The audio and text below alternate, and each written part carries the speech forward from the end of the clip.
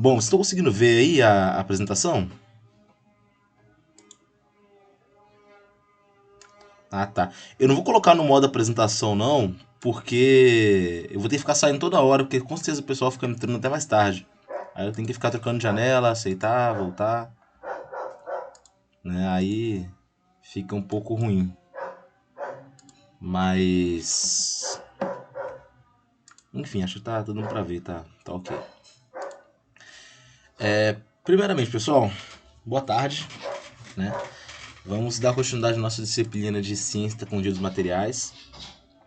Hoje o tópico da aula é a estrutura dos sólidos cristalinos, né? Como vocês podem ver aí, esse slide é bem grande, né? Essa apresentação tem 100 slides, né? E eu não pretendo falar isso tudo hoje, né? A gente tem aula hoje quarta-feira, então vamos dividir isso aí mais ou menos pela metade. Bom, esse capítulo aqui, eu queria que vocês prestassem muita atenção nele, né? Porque é nesse capítulo que a gente introduz tudo que a gente vê em ciências materiais. Né? É o primeiro capítulo que a gente de fato vê materiais. Então é muito importante que vocês compreendam todo o conteúdo dele, porque tudo que a gente vai ver daqui para frente tem essa questão de estrutura cristalina como base, tá bom? Bom, o tópico é de estrutura dos sólidos cristalinos, né? Como já começou, já está mostrado aqui. Objetivos: identificar e diferenciar diferentes estruturas cristalinas. A gente conhecer as estruturas cristalinas, né, que podem estar podem ser apresentadas nos sólidos cristalinos. Temos que conhecer também conceitos fundamentais a respeito dessas estruturas. Né? Quando eu falo fundamentais, eles são de fato fundamentais, que a gente vai ver daqui para frente em diversas outras disciplinas. Vocês vão perceber que assuntos relacionados a esse tema aqui vão aparecer em Mateco 1, Mateco 2, ensaios de materiais, seleção de materiais, fabricação 1, fabricação 2. Enfim, vai aparecer em diversos momentos. Aqui a gente vai ver como é que faz cálculo de peso específico, de fator de empacotamento, de densidade linear e planar, entre outros cálculos. Né? Outra questão que a gente vai ser vista nessa aula é identificar e desenhar pontos, direções e planos cristalográficos. Né? Na minha opinião, é a parte assim um pouco mais chata de aprender, né? Que requer que a gente comece até a lembrar alguns conceitos lá de álgebra linear, de vetores, né? É claro que é algo bem mais simples, mas temos que resgatar esses conceitos lá. Vamos conhecer resumidamente, né, a estrutura presente em material cerâmico e polimérico. Né? Quando eu falo estrutura cristalina no geral, eu me refiro de maneira bem abrangente aos metais. Porque os metais têm uma estrutura cristalina clara, conhecida, né? E quando a gente vai para outros tipos de materiais, como cerâmicos e polímeros, as estruturas elas podem ser um pouco diferentes, como a gente vai ver aqui hoje.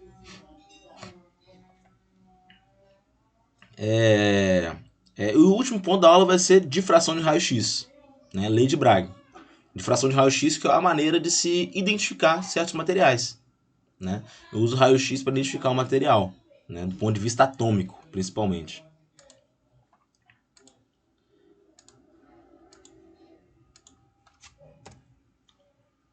Bom, primeiramente um olhar atômico. Vocês podem ver essa imagem aí de uma ampliação bem grande. O microscópio eletrônico de transmissão ele pode ser usado para visualizar arranjo regular dos átomos em uma estrutura cristalina. Perceba que eu falei microscópio eletrônico de transmissão. Né? Vocês vão ver aqui nas próximas disciplinas aí que nós temos dois tipos principais de microscópios. O microscópio óptico e o microscópio eletrônico. O microscópio óptico ele é mais simples, tem um campo de ampliação mais reduzido, porém ele tem muita utilidade. Né? Do ponto de vista de ciências materiais, ele é muito útil. Né? E é algo que tem praticamente qualquer laboratório, que é muito barato. Um simples é um barato, né, na verdade. Um mais complexo pode ser mais caro. Mas, além do microscópio óptico, nós temos microscópios eletrônicos, né, de transmissão e de varredura, né, que são dois aparelhos bem mais robustos, bem mais complexos,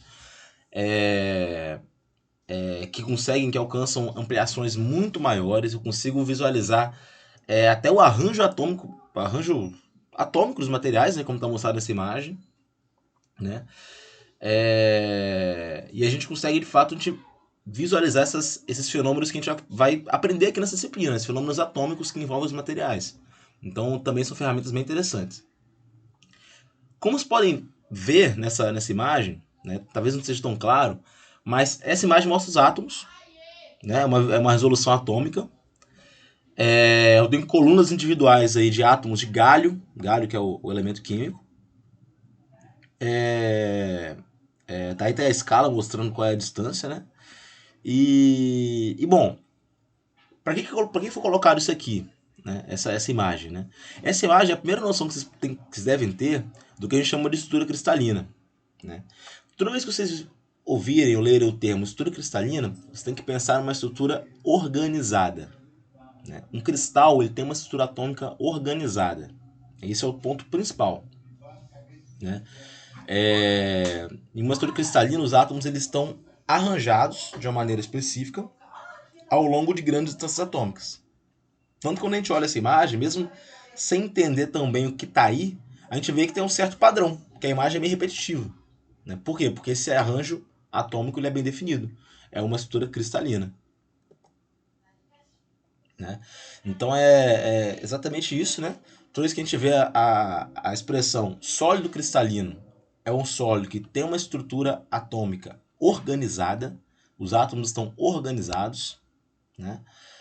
Aí tem um exemplo aqui na esquerda mostrando a organização atômica que é aleatória, né? A gente consegue, não aleatório, mas é de um elemento aleatório, mas a gente consegue ver uma organização bem clara, que está seguindo um padrão. Aqui na direita um cristal qualquer, né? Não, aqui tem um cristal e a gente pode ficar um pouco condicionado a pensar sempre em cristal como algo parecido com essa imagem aqui mesmo, na direita, né? Só que, no geral, o ideal é que a gente pense na estrutura cristalina como qualquer estrutura de um metal, né? O alumínio tem uma estrutura cristalina, ferro tem estrutura cristalina, zinco, cobre, níquel, todos esses materiais têm estruturas cristalinas. É claro que, dependendo de elemento para elemento, a maneira com a qual os átomos estão organizados pode mudar. Mas ela está organizada, é cristalina. Né? Para ser cristalino, basta que esteja organizado. E aí é importante a gente saber como que esses átomos eles se organizam dentro do material. Né? Até porque essa organização interna vai nos dizer quais tipos de propriedades eles vão apresentar. Né? Então, quando a gente viu na aula passada que temos propriedades relacionadas ao tipo de ligação química, essas são propriedades que eu poderia falar que são até exceções. Porque a maioria das propriedades elas dependem principalmente da estrutura interna do material, de como que está organizado. Né? Então, nós temos essa questão da organização da estrutura interna. Pensando nessa organização, nós podemos classificar os materiais em 3 formas. Cristalinos, né, que são todos os metais, alguns cerâmicos e polímeros também. Semicristalinos, né? Semicristalinos são aqueles que têm parte da estrutura está organizada e parte não está. Né? Dentro dos polímeros, vocês vão ver que tem até um parâmetro chamado grau de cristalinidade, para eu saber o quanto que está organizada a estrutura. E eu também tenho materiais não cristalinos ou amorfos, né, que são aqueles que não têm uma organização, né, como se os átomos eles não estivessem seguindo um padrão organizado. Tá bom? Alguns metais têm essa estrutura amorfa também, né, mas não é tão comum, são casos bem específicos. Então, assim, quando vocês olharem, estrutura cristalina, o oposto disso seria uma estrutura amorfa, que não tem forma bem definida. Então a gente pode, novamente, definir estrutura cristalina como uma estrutura onde os materiais estão, onde os átomos estão organizados. Existe uma estrutura organizada ao longo de grandes distâncias atômicas. Né? A própria palavra, o termo cristal vem de cristalos, né, que em grego significa sólido com estrutura ordenada, devido ao arranjo espacial de átomos, íons ou moléculas que o formam. Então o próprio nome de cristal vem disso.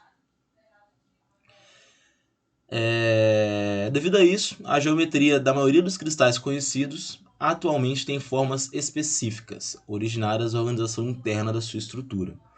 Então nós vamos ver aqui que tem alguns metais que eles, os metais mesmo, que eles compartilham de certo tipo de arranjo, mesmo metais sendo bem diferentes, né?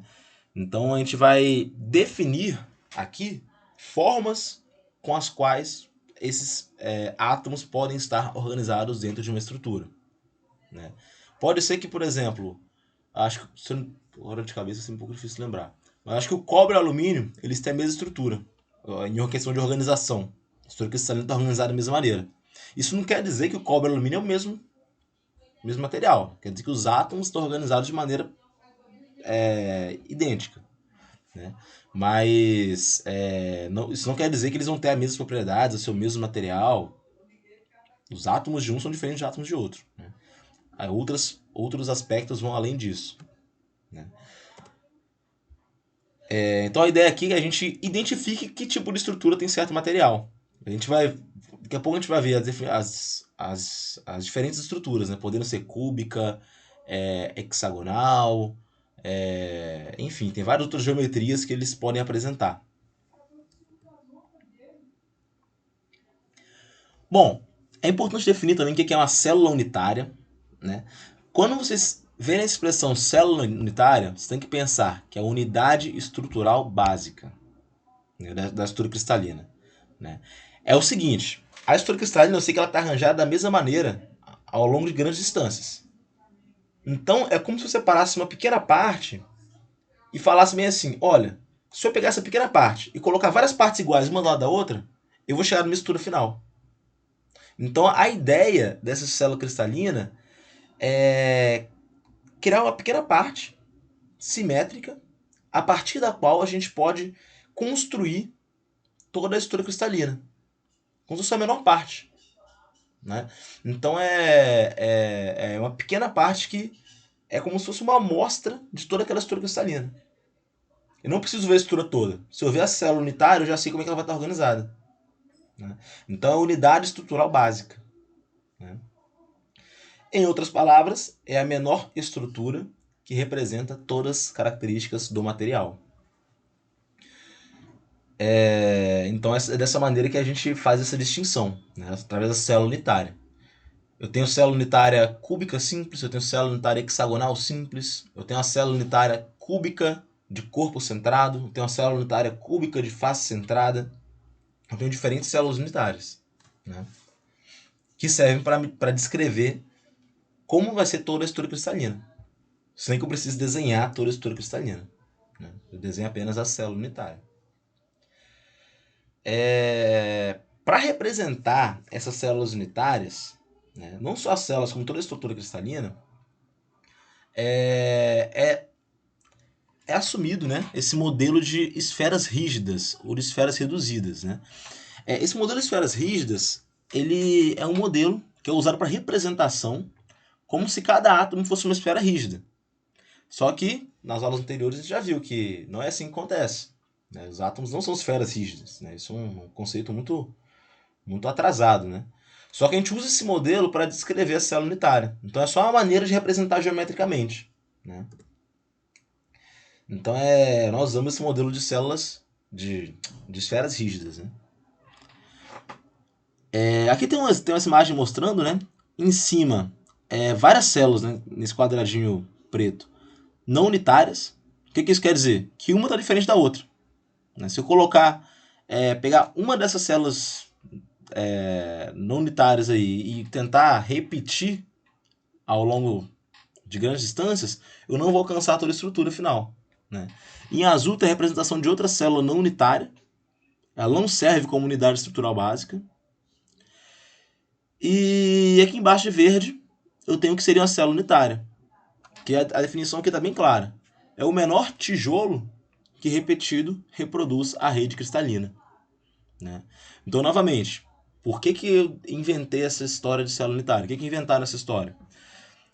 Porque a ideia é a gente representar toda a estrutura cristalina através de uma pequena parte.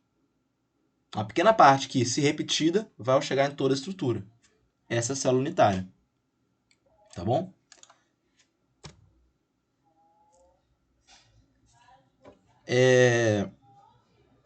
Bom, a gente sabe que os metais eles são constituídos de ligações metálicas. Então, essas ligações metálicas, por elas terem esse caráter não direcional, elas tendem a formar uma estrutura bem compacta. Uma estrutura bem compacta. E aí eu posso ter o conceito agora aqui de sistema cristalino. O que são esses sistemas cristalinos? Novamente, tá a palavra cristalino no meio? Está relacionada à maneira com a qual os átomos estão organizados dentro daquele sistema. Então, para a maioria dos metais, nós podemos organizar geometricamente em 7 possíveis sistemas cristalinos. Né? Eu tenho o cúbico, que é onde a célula unitária tem formato de um cubo, hexagonal, né? Para metais, esses dois são os mais comuns. Né? Mas também tenho tetragonal, eu tenho ortorrômico, né? Aqui faltou um R, vou até acrescentar aqui agora. Eu tenho romboédrico, monoclínico e triclínico. Né? São os tipos de sistemas cristalinos. Né? Então, é a geometria que a célula unitária vai assumir. Aqui tem a imagem mostrando o que é cada um desses sistemas. Né? Sistemas cristalinos. Posso ter um sistema cristalino cúbico, hexagonal, tetragonal, romboédrico, em todas essas geometrias que estão mostradas aí. Vocês podem ver que aí nessa imagem está apresentado para vocês o que é um A, B e C e alfa, beta e gama. Né? A melhor maneira de se ver isso é através da célula cúbica, do sistema cúbico. Né? A, B e C são as arestas do cubo. Né? Quando A igual a B igual a C, eu tenho de fato um cubo. Quando A é igual a B e tenho só C que é diferente, eu tenho esse esquema tetragonal. Então é uma maneira de se definir essa geometria. Esses ângulos, alfa, beta e gama, são os ângulos de inclinação, né, que pode se assumir na célula unitária. Como no caso da romboédrica, onde eu tenho dois ângulos iguais a 90 graus e um diferente. O monoclínico é parecido, né? Só que no monoclínico todas as arestas são diferentes. O triclínico é tudo diferente, né? Todas as arestas têm tamanhos diferentes, todos os valores angulares têm valores diferentes, né? Então, esses são os 7 sistemas possíveis. Né? Esses parâmetros aqui que vão definir qual sistema que eu vou estar, que vou ter, vai ser esses A, B e C, que a gente chama de parâmetros de rede. Né? Juntos do alfa, beta e gama também. Mas o A, B e C são os parâmetros de rede mais importantes.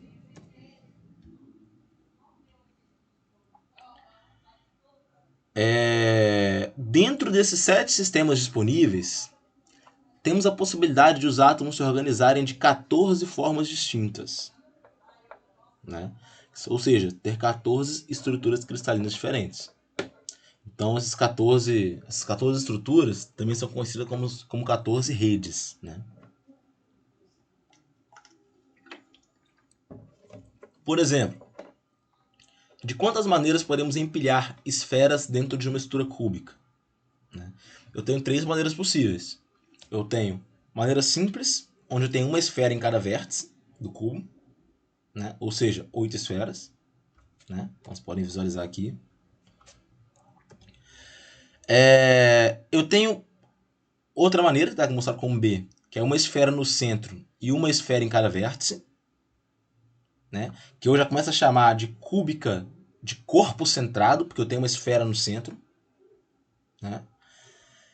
E em C, com uma esfera em cada face e uma esfera em cada vértice. É outra maneira de se organizar esferas no cubo. Então, eu tenho 3 maneiras aí. Então, dentro desse sistema cúbico, eu posso ter 3 redes diferentes. Cúbica simples, cúbica de corpo centrado e cúbica de face centrada.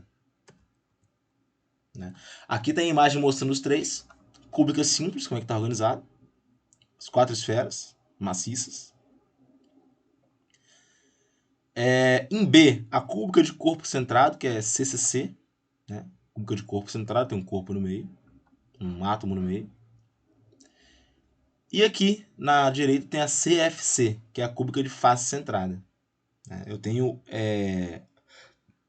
as faces do cubo, elas cortam um átomo aqui lateral pela metade. Né? Essas são três das 14 redes possíveis.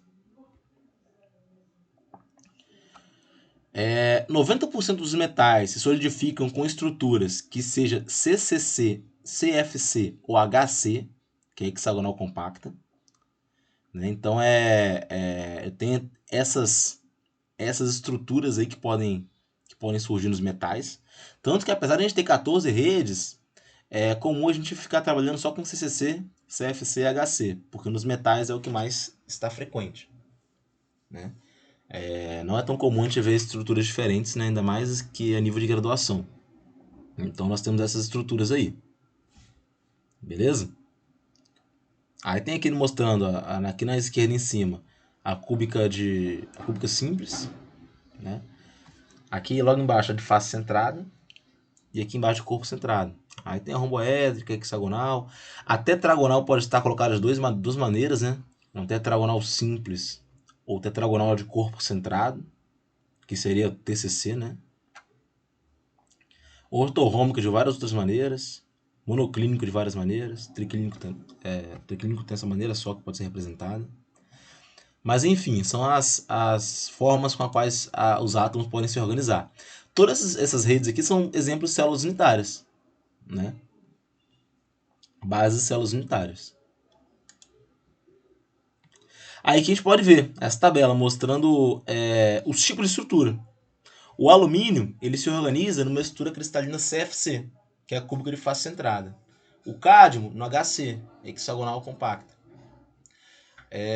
O ouro no CFC. O ferro alfa é o CCC, a cúbica de corpo centrado. E por aí vai, vocês podem observar aí todos. Né?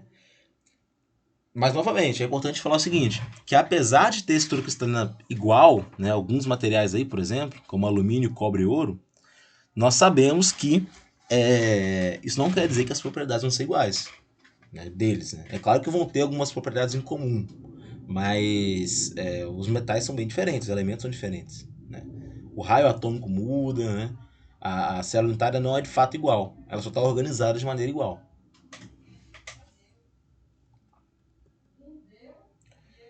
Até aqui, gente, alguma dúvida?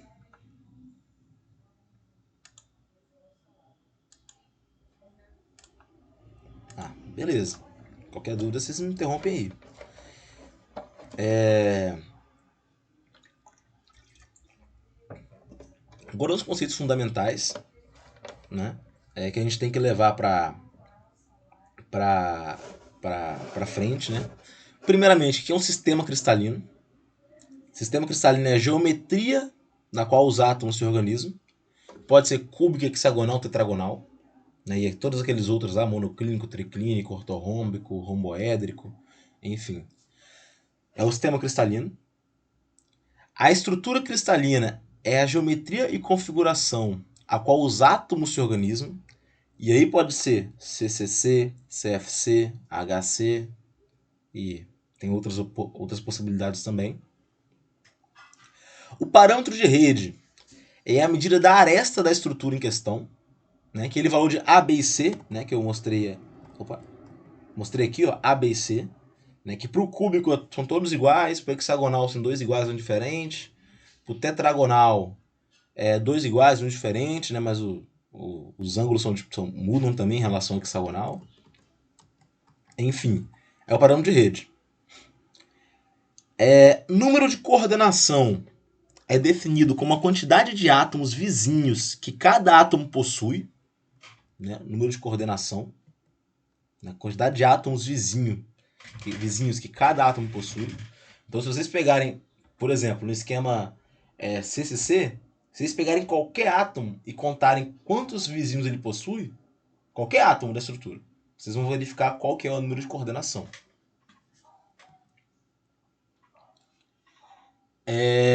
Eu tenho a questão do fator de empacotamento atômico, que é outra definição importante, né? Ela está relacionada ao quanto que aquele cubo ele vai estar ocupado, né? Ou seja, é o volume dos átomos dentro da célula unitária em relação ao volume total da célula unitária. Que é uma ideia de quanto que aquele cubo vai estar ocupado. Né? A porcentagem, né? Eu tenho que somar o volume de todos os átomos dentro do cubo e dividir pelo volume total do cubo. No cubo seria aresta vezes aresta vezes aresta. Né? E o volume dos átomos eu teria que contar quantos átomos ali inteiros eu tenho ali em questão de esferas e calcular o volume usando o raio atômico daquele elemento em questão. Né? O fator de empacotamento atômico. Ele me dá uma noção do quão compactada está a estrutura. Né? E até a gente pode até usar isso como um norte para ter uma noção de algumas propriedades. Por exemplo, densidade. Uma estrutura que ela está muito mais empacotada, muito mais compactada, ela tende a ser mais densa do que uma estrutura que ela está menos compactada. Né? Então é um parâmetro importante esse fator de empacotamento atômico. Falando de densidade, né? Eu tenho a massa específica, que para cada elemento, né, eu posso calcular o que a gente chama de massa específica teórica, né, que é baseada na relação de átomos da célula unitária. Eu tenho relação entre a massa total de átomos em uma célula unitária e seu volume. Lembrando que massa específica, pela própria definição, é massa sobre volume. Né? Eu calculo a massa total de átomos, né, que vai ser esse valor de N, número de átomos, vezes A, que é a massa atômica, dividido pelo número de Avogadro, esse vai ser a massa, dividido pelo volume da célula. Ou seja, compactando essas informações nessa expressão aqui, eu tenho como calcular a massa específica teórica de qualquer elemento. Né? Eu preciso apenas do número de átomos na célula, a massa atômica desse elemento, o volume da célula e o número de Avogadro. Eu consigo calcular aí tranquilamente a massa específica teórica de qualquer elemento.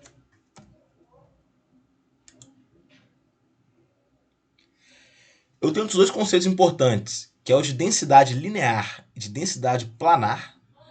Né? Acho que a própria expressão ela já diz bastante o que é esse que são esses parâmetros. Né? Por exemplo, a densidade planar. Eu tenho que definir um vetor, densidade linear. Eu defino um vetor dentro da célula unitária, qualquer vetor dentro da célula unitária. Eu vejo qual o número de átomos que estão centrados nesse vetor direção e divido pelo comprimento desse vetor. Essa vai ser a densidade linear. A densidade planar é a relação entre a área total de átomos em um dado plano pela área total do plano. Né? Vocês vão ver que dentro da célula unitária a gente começa a inventar moda, começamos a brincar ali dentro. Né? Que a gente começa a calcular a gente começa a traçar planos, traçar vetores ali dentro, para ter noção de algumas direções cristalográficas, planos cristalográficos, né? Planos dentro da célula unitária.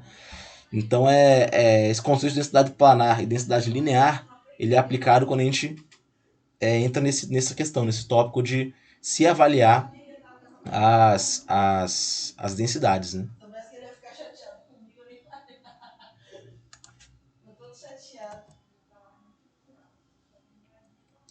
Bom, apresentando os principais tipos de estrutura cristalina. Primeiramente, a estrutura cúbica de face centrada. Né? Os metais CFC mais conhecidos são alumínio, cobre e ouro. O número de coordenação, que novamente é o número de átomos vizinhos a qualquer um dos átomos, é 12. O parâmetro de rede, né, geometricamente ele pode ser deduzido, né, como 2R raiz de 2, onde R é o raio atômico. Né? O FeA, que é o fator de empacotamento atômico, é igual a 0,74. Isso quer dizer que numa estrutura CFC, 74% da célula unitária ela está ocupada, né? Junto da estrutura hexagonal, essa estrutura CFC é a estrutura mais compacta que tem, né? Então é um ponto que vale se ressaltar. Aqui está o desenho, tá, gente? Aqui está o cubo na esquerda, em cima, com os átomos cortados, né? Ou seja, em cada vértice, na realidade, eu tenho 1/8 de átomo, né? E aqui em cada face eu tenho meio átomo. E eu tenho que somar tudo para fazer aqueles cálculos de empacotamento e etc, né? Porque pense comigo, em cada vértice eu tenho 1/8 de átomo. Mas eu tenho 8 vértices, então quer dizer que somando tudo aqui eu tenho um átomo, né? Depois, se eu pegar os átomos que estão nas faces, né? Eu vou ter mais 3 átomos inteiros. Então é como se eu conseguisse colocar 4 átomos inteiros aqui dentro desse cubo, né? 4 átomos inteiros aqui dentro do cubo, de uma célula unitária, né? E aí isso nos ajuda a calcular o fator de empacotamento também. Não é nada difícil chegar nesse valor de 0,74. É uma continha bem simples, né? Que está até aqui na frente.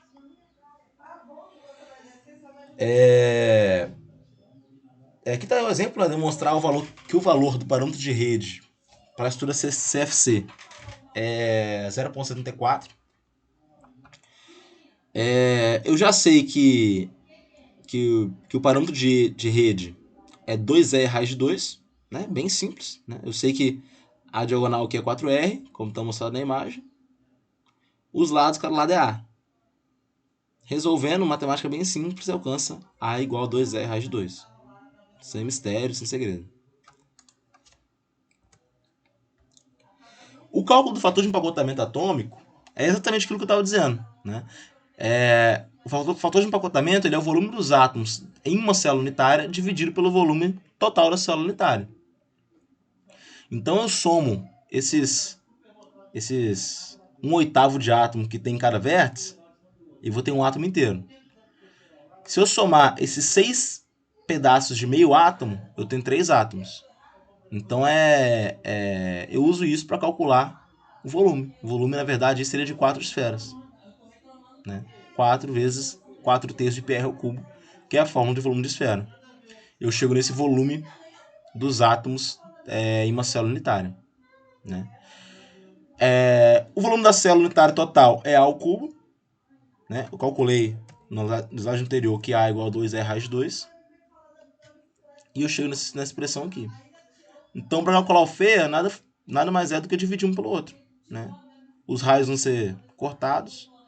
Eu vou ter essa expressão aqui que, se calculado, vai ser aproximadamente 0,74 aí de fator de empacotamento atômico. Tá bom? Lembrando que, obviamente, não vai ter unidade, né? Já que é uma razão entre volumes, né? Volume por volume. Para a estrutura CCC é bem similar, né? O cálculo, né? A estrutura é bem diferente, né? Na CCC eu tenho um corpo centrado, né? É cúbica de corpo centrado, então tem um corpo no meio, tem um átomo no meio. Então, em vez de ter dentro da estrutura 4 átomos como um todo, perceba que eu tenho 1/8 em cada vértice e tem 8 vértices. Então eu tenho um átomo, mas um átomo está dentro, no meio. Então é como se tivesse apenas 2 átomos no interior, né? O número de coordenação é 8, número de vizinhos, né? Se eu pegar, por exemplo, o átomo do meio aqui, eu vejo que ele encosta em 8 átomos diferentes. O parâmetro de rede é 4R sobre raiz de 3. O fator de empacotamento é 0,68. Né? É um fator de empacotamento grande, né? Mas ainda é menor que o do CFC. Podemos fazer o cálculo da mesma maneira, né? Para o CCC, o cálculo é um pouquinho mais chato, né? Que a gente tem que fazer essa diagonal atravessando o cubo, como está mostrado aqui. Então, para calcular o fator de... Perdão, o parâmetro de rede, eu tenho que ter essa visão geométrica aqui e fazer o cálculo. É um pouquinho mais complicado, mas nada demais também.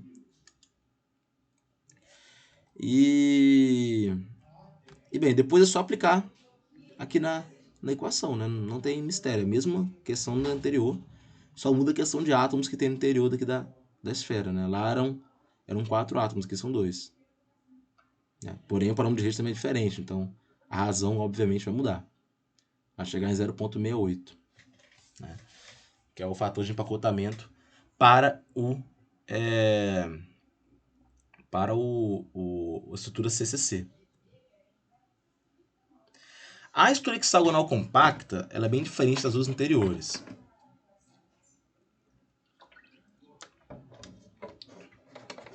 Eu encontro essa estrutura em cobalto, titânio, zinco, cádmio. O número de coordenação da estrutura é 12. Outro fator importante aqui é essa relação de C para A, que é uma altura em relação a esse lado do hexágono que serve como base, né, que é 1,63. O fator de empacotamento é 0,74, né, então é igual a do CFC. Né, são duas estruturas bem compactas. Né. A hexagonal compacta ela é dessa maneira aqui que ela é colocada, então é uma junção de átomos, aí, é uma estrutura bem compacta mesmo, né? É até um pouco difícil visualizar. Tá bom? Então é a estrutura HC, né? HC a gente nem entra na questão da conta porque é extremamente mais complexo do que aquelas lá. Tá? Então essas são as principais estruturas. Beleza? As principais estruturas cristalinas que a gente pode ter. Né? Mas como vocês viram, a gente pode ter vários outros tipos. Né? Eu particularmente trabalhava com material que eu queria que ele tivesse estrutura ortorrômbica. Só que se eu produzisse ele de maneira errada, ele ia acabar com a estrutura tetragonal. E não apresentava as propriedades que eu queria que tivesse. Então é algo que a gente não costuma ver aqui, mas é até comum ver as outras estruturas. Né? A gente fica muito em cúbica de face centrada, de corpo centrado e hexagonal, porque, como foi falado, 90% dos metais têm essas estruturas. Aqui tem um exemplo do cálculo de massa específica para o cobre. Né? Como eu falei, é basicamente aplicar a equação, não tem mistério, né? Sabendo o raio atômico, né? O peso atômico do material, né? Que é o valor de A. É fácil calcular a massa específica, basicamente aplicar na fórmula. Né? É importante tomar cuidado com o volume da célula na hora de se calcular, o volume da célula unitária, tá bom?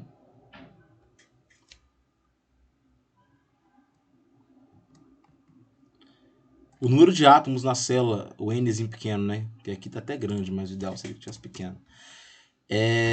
Só para finalizar, ele é até intuitivo de a gente calcular, né? Como eu até mostrei para vocês aqui no caso da CCC, né? Eu tenho um átomo no meio, então já conta 1. E eu tenho 8 oitavos de átomos nos vértices. Então, 1 mais 1 são 2 átomos. Uma estrutura CCC tem 2 átomos. Né? Para CFC, como eu já mostrei antes também, são 4. Então é tudo bem fácil de se calcular. Aí eu tenho um cálculo da massa específica para o cobre. Né? Eu alcanço esse valor aí. Né? O valor teórico é de 8,94 gramas por centímetro cúbico. Né? Que está bem próximo aí, né? Valores bem aproximados.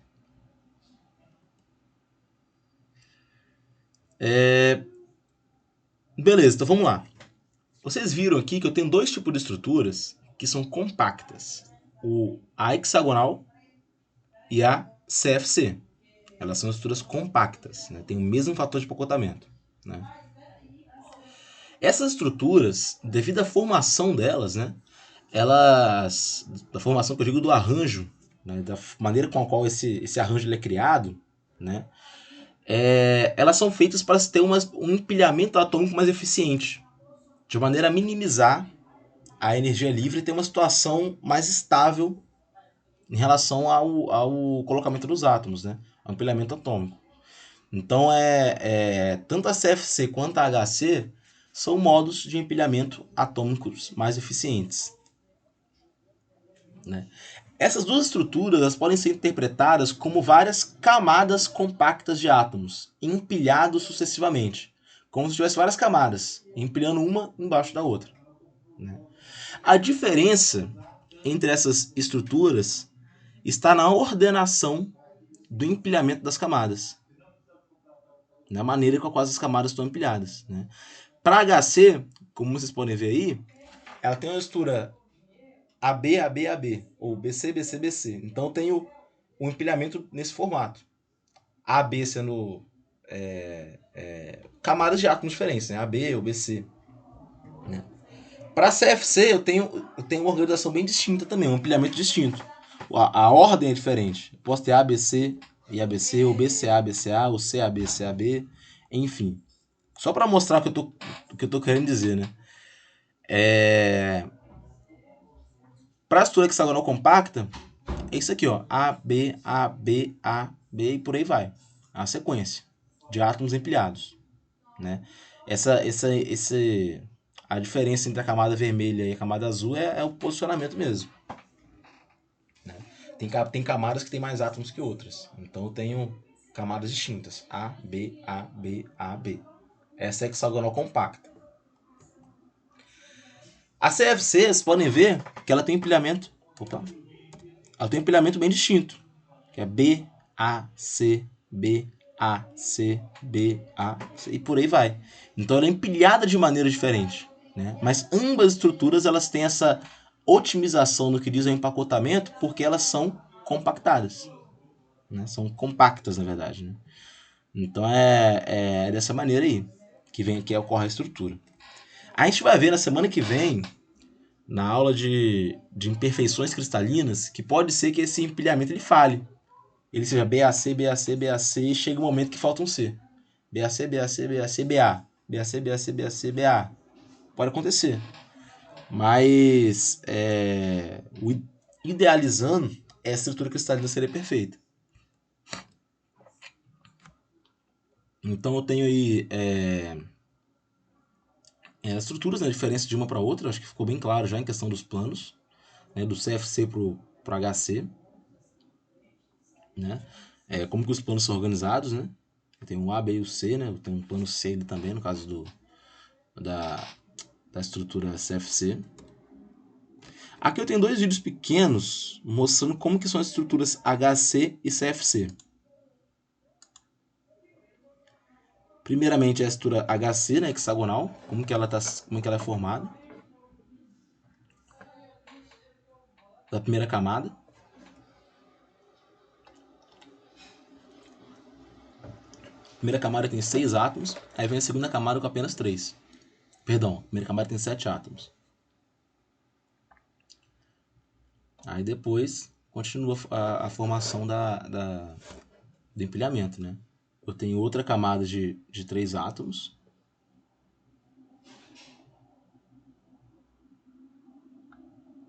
E em seguida mais uma camada de 7 átomos, né? Formando o hexágono. Essa é a estrutura hexagonal compacta.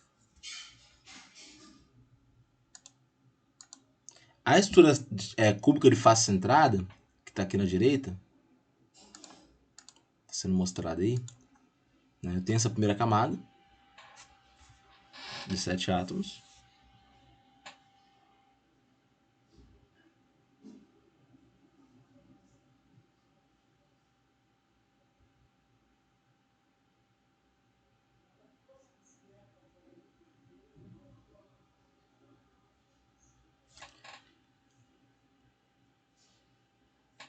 Aí, como vocês podem ver, vai se formando a estrutura vagarosamente. Essa camada aqui é igual àquela anterior. Eu tenho 3 camadas. Foi adicionado mais um átomo aqui, né? Mais outro ali atrás. Então vem se formando essa terceira camada que tem mais átomos, né? E aí vai se dando continuidade à formatação das camadas, uma em cima da outra, fazendo empilhamento. Né? Então vai se formando a nossa estrutura cúbica de face centrada. Tá bom? Eu sei que é um pouco difícil a gente visualizar isso sem auxílio aí de alguns recursos digitais, mas essa estrutura, é uma estrutura cúbica de face centrada, onde eu tenho um átomo em cada face. né, como está sendo mostrado aí. Né, acho que tá bom. Então esses são os empilhamentos diferentes, essas duas estruturas.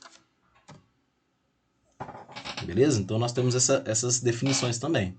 Né? Muitas características desses materiais são dos materiais CFC e HC, as suas boas propriedades, vêm devido a essa maneira com a qual os átomos estão empilhados, né? Esse empilhamento atômico aí. Bom, até aqui tudo bem? Tudo certo?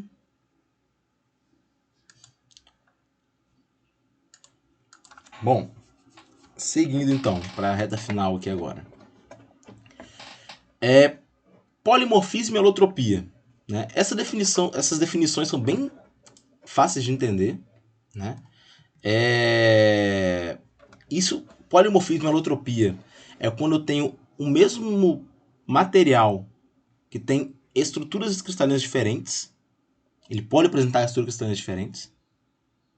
Né? Um caso similar ao que a gente costuma usar sempre como exemplo do diamante do grafite. Né? É um material que tem uma estrutura diferente, mas é o mesmo material de fato. Né? Aqui eu tenho a diferenciação de estrutura cristalina. Né? Por exemplo, o estanho. O estanho ele pode estar sob a condição de estanho branco e estanho cinza. Né? O estanho branco, acho que está escrito aqui, estanho branco está aqui embaixo. Ele é uma estrutura tetragonal e o estanho cinza é uma estrutura cúbica. Só que o estanho branco ele é muito dúctil, resistente, ele tem boas propriedades. O estanho cinza ele é um pó metálico sem muita aplicação. Né? A única diferença entre o estanho branco e o cinza é a estrutura cristalina. Então isso só destaca o quão relevante é essa maneira com a os átomos são arranjados. Né? Por causa do estanho, a gente chama isso de alotropia. Por quê? Porque é só o estanho. Não é só o estanho. Né? Que é um material elementar, material simples, só um átomo, só um elemento. Né? Eu também tenho o caso da alotropia do ferro. Né? O ferro, em temperaturas diferentes, ele tem estruturas diferentes, como está mostrado aí. Né? Ele é cúbica de corpo centrado aqui, o ferro alfa, cúbica de corpo centrado. O ferro gama, ele é cúbica de face centrada. E o ferro delta, ele volta a ser cúbica de corpo centrado. É só ferro, mas tem 3 estruturas diferentes. Né? Dependendo da temperatura, de pressão, enfim. Essa é a alotropia do ferro. Outros materiais também sofrem mudanças alotrópicas. Né? O titânio, o lítio, sódio, enfim, vários outros materiais. O estanho, que eu já comentei com vocês, né? O estanho branco, que é uma estrutura tetragonal, ele tem boas propriedades mecânicas. O estanho cinza, com estrutura cúbica, tem propriedades horríveis. Né? Ele é um pó quase sem utilização, quase sem aplicabilidade. É até engraçado, tem uma lenda que corre, que é a seguinte, que o pessoal fala dessa transição de estanho branco para o cinza como uma doença do estanho. Né?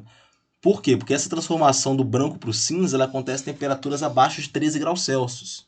Né? Então, antigamente, os botões das roupas eram feitos de estanho. E quando ficava muito frio, o estanho simplesmente esfarelava. Né? O botão ele se esfarelava mesmo. E por causa desse comportamento, desse fenômeno que eles não conseguiam entender na época, foi chamado como doença de estanho. Há quem diga, né, agora a questão da lenda urbana, há quem diga que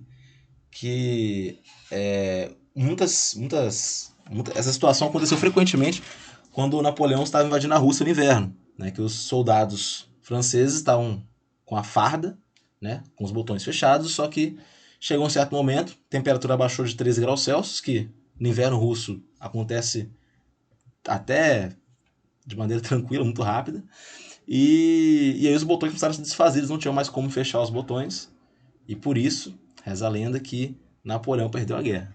Né? Mas temos que verificar e fazer a checagem de fake news. Mas o fato é que esse fenômeno do estanho branco para o cinza, ele realmente aconteceu. Tá? Acontece mesmo, é uma mudança metalúrgica do estanho, né? Uma transformação que a gente fala que é alotrópica, né? Que acontece devido a essa alotropia. O mesmo elemento, em estruturas cristalinas diferentes, tem propriedades diferentes, né? O polimorfismo, que é o título aí do slide, é a mesma coisa que a alotropia, só que em vez de ser num elemento só, é num conjunto de elementos, né? Numa liga de aço, por exemplo, que é ferro com carbono, né? É um polimorfismo. Tá? É a mesma coisa, só muda o nome. Quando é um elemento só ou é mais de um. Beleza? Bom, agora, para finalizar a aula de hoje, pontos, direções e planos cristalográficos. Né? Isso aqui é algo bem... Se você sabe manja bem de álgebra linear, você não deve ter dificuldade nenhuma vendo isso aqui, que é algo bem simples. Mas a maneira que a gente interpreta e as convenções podem confundir um pouco a nossa cabeça. Vamos lá. Como eu falei, dentro da célula unitária, que pra gente aqui, vamos assumir sempre como se fosse um cubo, né? Muitas vezes é útil a gente especificar um ponto na célula unitária. Ou traçar uma direção através de um vetor, né? Ou mesmo traçar um plano dentro da célula unitária. Então isso é comum dentro de materiais cristalinos, dentro de cristalografia. Qualquer ponto na célula unitária ele pode ser determinado por coordenadas genéricas, como múltiplos fracionários dos parâmetros de rede, né, das arestas da célula. Né? Então, em vez de, por exemplo, eu tenho a direção x, y, z. Eu não falo que ele andou, sei lá, tem 5 nanômetros na direção x, 10 nanômetros na direção y, 4 na direção z. Não. A gente sempre usa múltiplos fracionários do comprimento da aresta.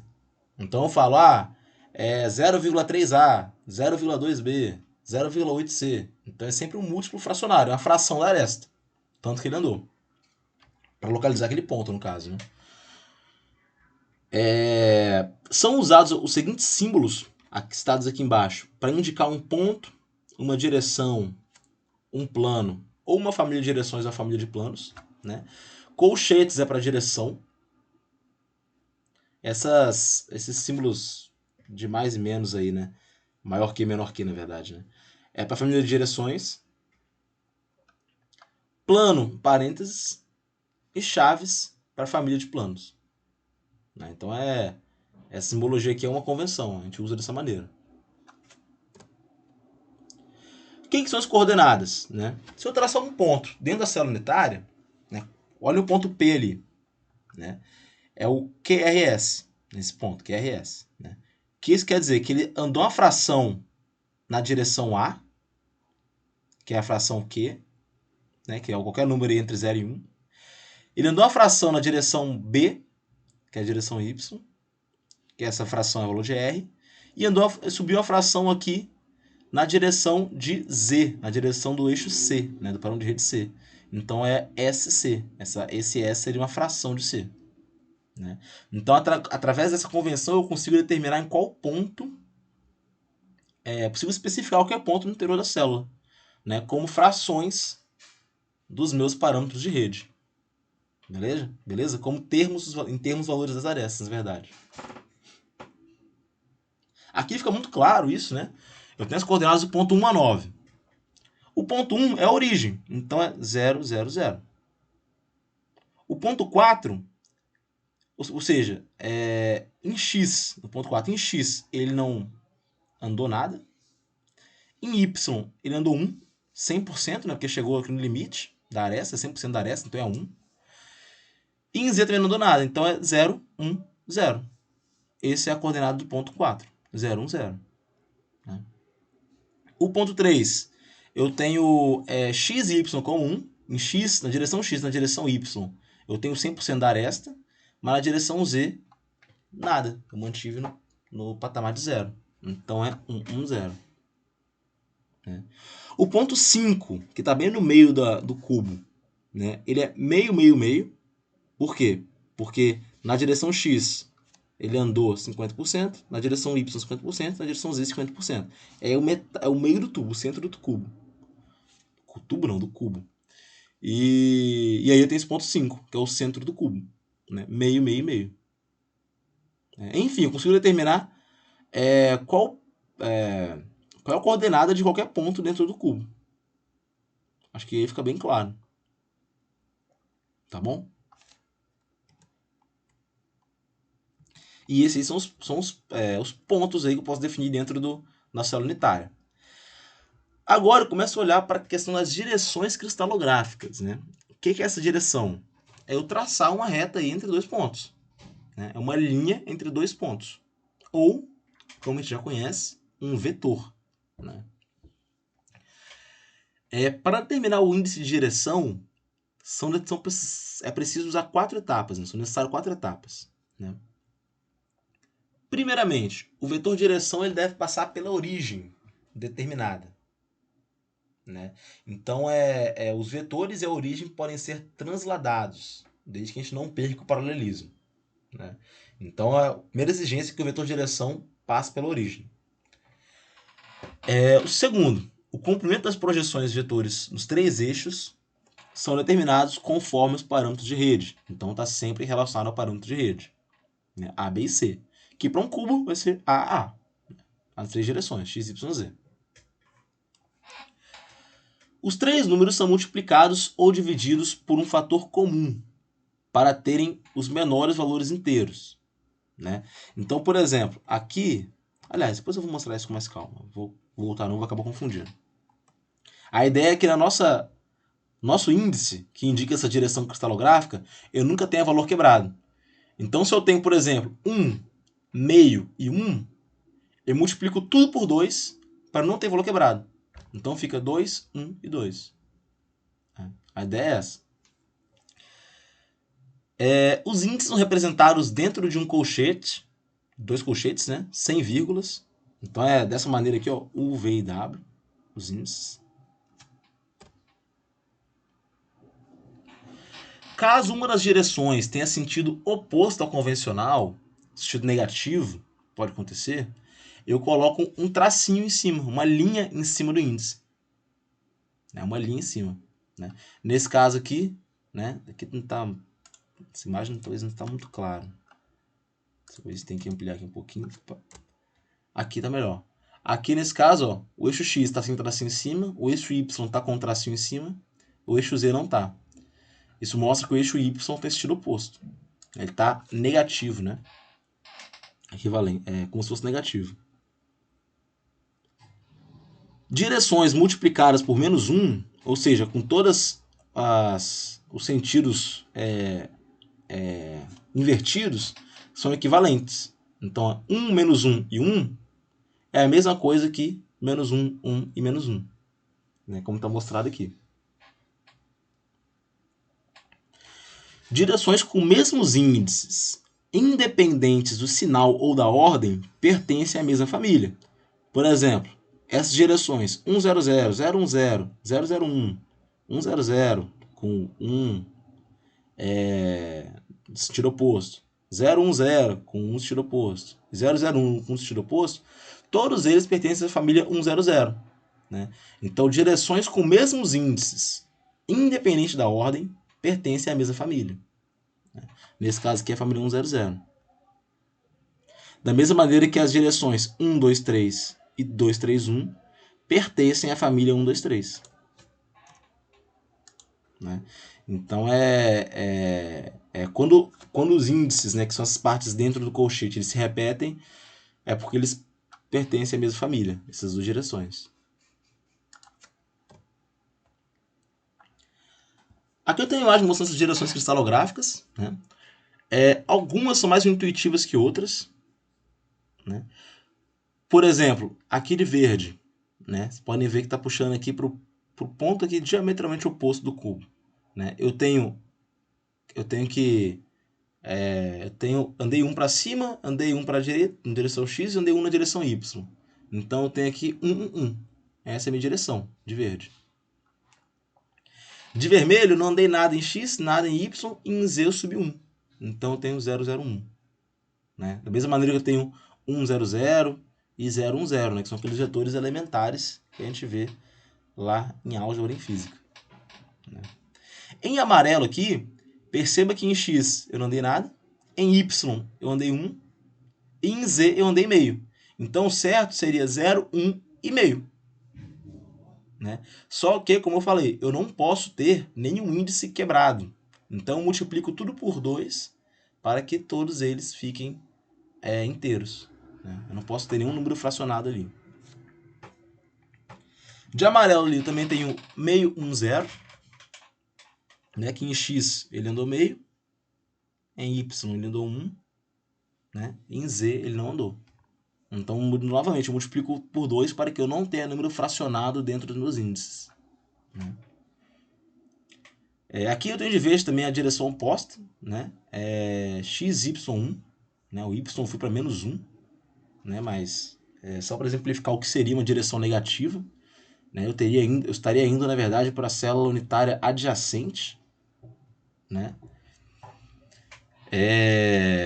Aqui embaixo tem mostrando a família de direções, né? Todas as direções cristalográficas que tem 1, 1, 0 estão mostradas aqui, tá bom? Essas são as direções cristalográficas. Lá da álgebra, né? O ângulo entre dois vetores pode ser facilmente determinado através dessa maneira aí, né? O produto interno dividido pelo produto dos módulos, né? Então pode ser determinado.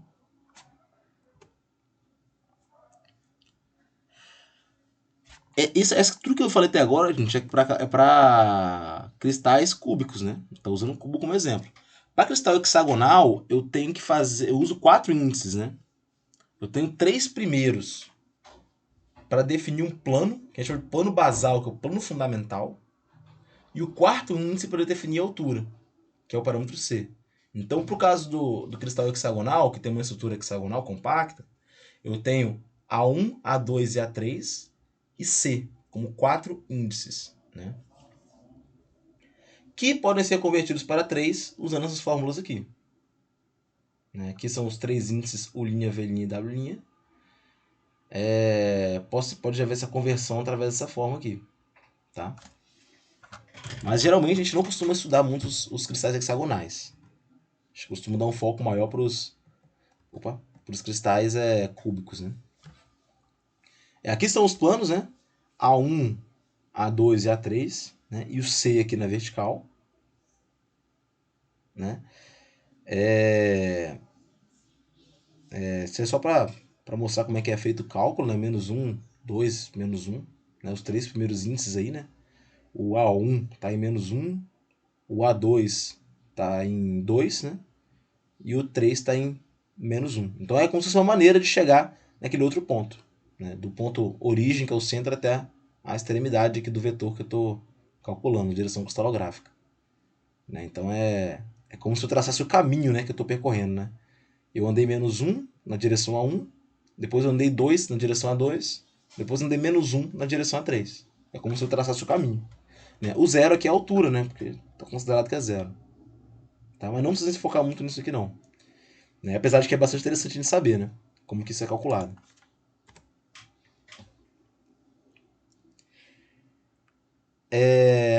Um exemplo aí para determinar o ângulo entre direções.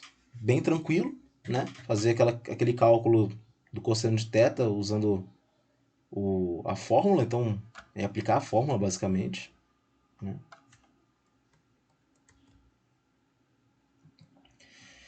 E, enfim, em relação às gerações cristalográficas, é isso.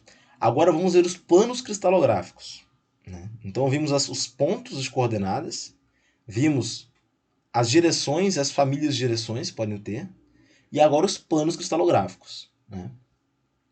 Novamente, nós usamos a célula unitária como referência, né? Como referência para os 3 índices de determinação dos planos. Então, com exceção do hexagonal, né, que tem 4 índices, então aqui a gente vai usar 3 índices ainda. Os 3 índices que representam o plano são colocados entre parênteses e são os índices de Miller. Quaisquer dois planos paralelos entre si são equivalentes e têm os mesmos índices, né? As direções com mesmos índices dos planos são perpendiculares, ou seja, a direção 1, 1 é normal ao plano 1, 1, 1, né? A direção normal ao plano.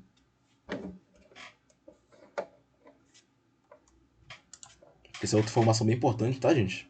Não, vou até falar novamente. Quando eu tenho a direção com o mesmo índice do plano, 1, 1, 1, por exemplo, é porque essa direção ela é perpendicular ao plano.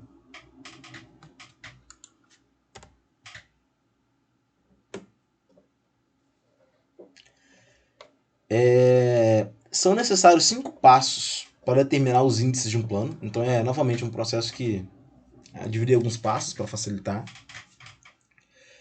Primeiramente, o plano não deve passar pela origem. Se isso acontecer, a origem ou o plano deve ser transladado. Então o plano não deve passar pela origem. Primeiro ponto. Segundo, uma vez que eu já garanti que o plano não vai passar pela origem, cada eixo ou vai ser interceptado em determinado ponto, ou vai ser paralelo a ele, né? As interceptações dos eixos são anotadas em termos de parâmetros de rede, A, B e C. E caso o eixo seja paralelo, é considerado que a interceptação ocorrerá no infinito. Então tem que anotar onde o plano intercepta cada eixo. Terceiro ponto. São calculados valores inversos dos números determinados em 2. Né? Eu tenho que calcular o inverso daquele valor. Então, se eu calculei meio, eu pego o inverso daquele valor. Né? Calculei 1/3, pego o inverso daquele valor. Ou seja, dos valores das interceptações, né?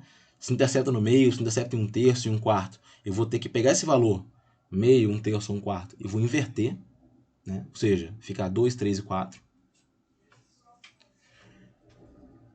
Os índices são multiplicados ou divididos por um fator comum para que se tenha um conjunto de números inteiros menores possíveis. Então a ideia é que eu tenha sempre números inteiros e que seja o menor possível. Finalmente, os índices são representados, né, dentre parênteses, HKL geralmente, sem vírgula. Né? Então aqui, por exemplo, eu tenho um plano 100. Né? Por quê? Eu cortei o eixo X em 1. Cortei o eixo X em 1. O eixo Y e Z eu cortei no infinito, porque eles não cortam eixo nem Z nem Y. Né? Então quando eu inverto tudo, fica 100. Esse corte no infinito, quando eu inverto, dá para 0. Né? Por isso que há a necessidade de se inverter. Aqui eu tenho um plano 100, perdão, 110, onde eu cortei eu corto X e Y em 1 e Z eu não corto. Então, teoricamente, ficaria 1, 1, infinito. Mas quando eu inverto, fica 1, 0. Né? E aqui tem vários exemplos disso. Beleza? Vários exemplos disso. Né? Lembrando-se sempre, eu tenho que pegar onde intercepta, depois inverter. Pronto. E se ainda tiver número quebrado, eu tenho que multiplicar para que não tenha quebrado. Não tem valor quebrado. Aí tem vários exemplos de planos aqui. Planos cristalográficos. O plano 1, 1, 1, que intercepta todos os vértices em 1. Todos os vértices não, todos os eixos em 1. Né? Plano 2, 1, 1. Né? Intercepta o eixo X aqui em meio. E o eixo Y e Z em 1. Então isso tudo pode ser feito dessa maneira, tá bom? Acho que é bem tranquilo determinar o plano também. Aí tem vários exemplos aqui. A família de plano é onde sempre vai haver um eixo paralelo ao plano, né? Seguindo a mesma lógica da família de direções que eu tenho a família de planos. Família de plano 1, 0, sempre haverá um eixo paralelo ao plano. Então é algo bem específico do 1, 0 aí, tem vários exemplos. Uma maneira alternativa, se você achou complicado a maneira que eu mostrei de achar o plano, achar qual é o índice do plano, uma maneira alternativa é estabelecer dois vetores que pertencem ao plano e calcular o produto vetorial entre eles, né? O produto vetorial que a gente pode fazer é como se fosse a determinante daquela matriz IJK. Aí depois tem os três componentes de vetor na segunda linha e dos outros vetores na terceira linha. Então, enfim, tem N maneiras de calcular o produto vetorial, mas uma maneira alternativa de se alcançar os índices dos planos é calcular o produto vetorial entre dois vetores que pertencem ao plano. Né? Então é algo lá de geometria mesmo, né? Uma das coisas mais simples lá.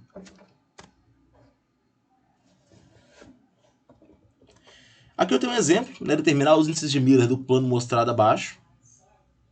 Né? A primeira coisa a ser feita é mover a posição da origem, pois a mesma não deve estar contida no plano. Esse ponto é extremamente importante, né? O primeiro passo. Né? Mexi a origem. Né? Aí eu vi que interceptou o x interceptou no infinito, o y interceptou em menos b e o z interceptou em c sobre 2. Logo depois, eu posso colocar o x como infinito, y como menos 1 e z como meio. Eu inverto isso, 0, menos 1 e 2. O índice de Miller fica 0, 1 e 2. Lembrando que esse tracinho em cima é quando tem menos 1. Então é algo bem tranquilo de se ver aí, beleza? Ou, se vocês achassem mais fácil, traçam dois vetores que pertencem ao plano e calculam o produto vetorial, né? Que é a solução alternativa. Faz essa determinante aqui, ó, de IJK 0, 1,5, 1, 0, 0. Determinante você vai calcular e vai achar o vetor 0, 1, 2. Né? Que é mesmo que foi mostrado anteriormente. Né? São equivalentes, na verdade.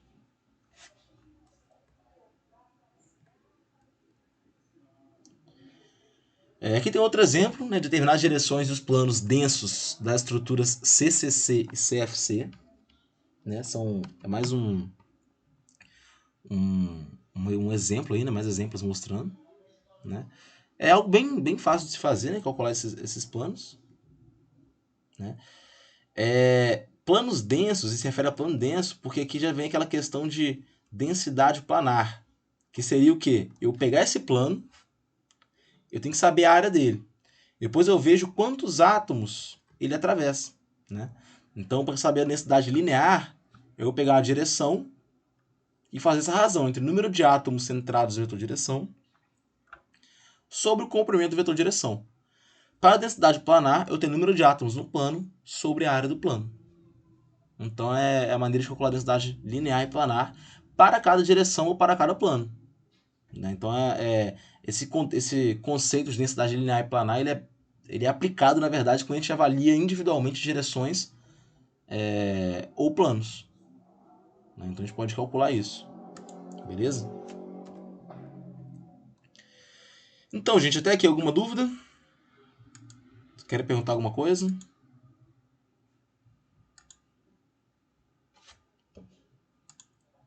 Não? Pessoal, então eu vou encerrar a aula de hoje por aqui. Né? A gente vai ter outra aula semana ainda. Então, acho que eu já matei a grande parte da aula, então tá tranquilo nesse sentido. Eu sei que essa parte, sobretudo de planos de direções cristalográficas, né? Pode ser um pouco chatinho, então eu recomendo que vocês pratiquem fazer. Eu vou colocar algumas questões disso na lista, com certeza. E caso tenha alguma dúvida, ou vocês voltam aqui para a aula, ou vocês dêem uma lida no livro, ou me perguntem, né? Ou se quiserem tentar observar, sei lá, às vezes a outra didática, procurar algum vídeo no YouTube, alguém comentando sobre esse assunto, porque não é nada difícil, né? É só pegar a manha certinho de como faz. Né? Eu sei que tem muita informação, sobretudo muita informação teórica, então eu peço sempre que, caso tenha alguma dúvida, principalmente nessa parte básica, por favor, não fiquem quietos, né? Falem logo, porque, como eu já falei, isso aqui é a base para tudo que vem pela frente, tá bom? Vou encerrar aqui a gravação.